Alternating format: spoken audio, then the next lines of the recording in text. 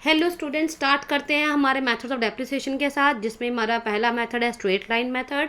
Straight line method के accordingly हम समझते हैं कि डेप्रिसिएशन जो है वो हर साल कांस्टेंट रहता है, उसकी यूज़फुल लाइफ तक हर साल सेम रहता है, उसमें ज़्यादा चेंजेस नहीं आती हैं।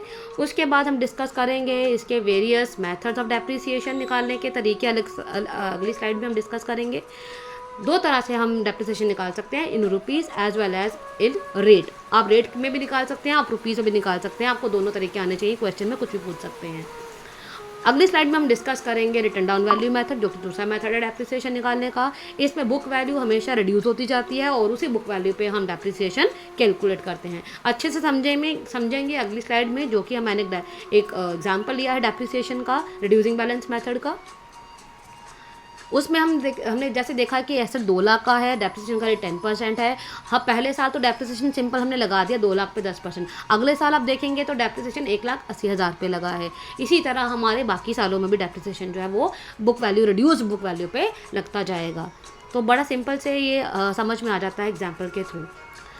अगली स्लाइड में हम डिस्कस करेंगे हमारे बहुत सारे डिफरेंसेस, जो कि हमें बताएंगे कि हम स्ट्रेट लाइन मेथड फॉलो करें कि written down value method follow करें। पहला बेस है amount of depreciation. Straight line में सेम रहता है, रिड्यूसिंग बैलेंस में चेंज होता रहता है। कैलकुलेशन ऑफ डेप्रिसिएशन का जो बेसिस है वो स्ट्रेट लाइन में क्या है, वो स्ट्रेट लाइन में ओरिजिनल कॉस्ट रहता है, और दूसरे मेथड में डिमिनिशिंग बैलेंस मेथड में रिड्यूसिंग बैलेंस जो है वो उसका बेस रहता है। जीरो लेवल, स्ट्रेट लाइन में कभी भी जीरो लेवल, स्ट्रेट लाइन में हमेशा जीरो लेवल पे आ जाएगा, लेकिन रिटन डाउन वैल्यू में कभी भी जीरो लेवल पे नहीं पहुंचेगा। इनकम टैक्स की अगर बात करें, इनकम टैक्स अथॉरिटीज अप्रूवल नहीं देती हैं स्ट्रेट लाइन के लिए, बट जो सेकंड मेथड है that is approved by income tax authorities. So अगर आपको कोई भी क्वेरी है इस वीडियो के रिगार्डिंग, तो आप कमेंट सेक्शन में कमेंट कर सकते हैं। अगला वीडियो देखने के लिए स्टे ट्यून्ड।